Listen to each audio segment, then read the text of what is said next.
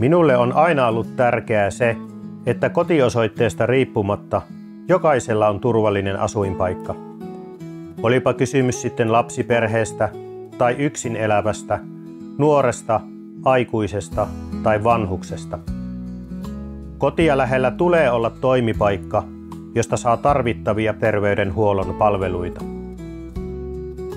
Jokainen ihmishenki on arvokas. Rakkaita koteja on joka puolella Keski-Pohjan maata.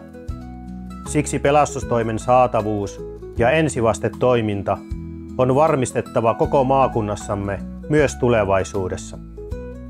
Ilman sopimuspalokuntatoimintaa pelastustoimen alueellista kattavuutta ei kyetä toteuttamaan. Rehtorina seuraan päivittäin satojen lasten, nuorten ja perheiden elämää. Kotien kasvatustyön tukemiseksi tulee huolehtia, että lapsille ja nuorille on riittävästi turvallisia aikuisia myös kouluissa ja oppilaitoksissa. Näen todella tärkeänä sen, että opiskeluhuollon palvelut tukevat heitä sekä koulussa että vapaa-ajalla. On huolehdittava myös siitä, että matalan kynnyksen mielenterveyspalvelut ovat helposti saatavilla. Lupaan jatkaa työskentelyä toimivien sosiaali- ja terveyspalvelujen sekä pelastustoimen palvelujen puolesta, jos sinä haluat.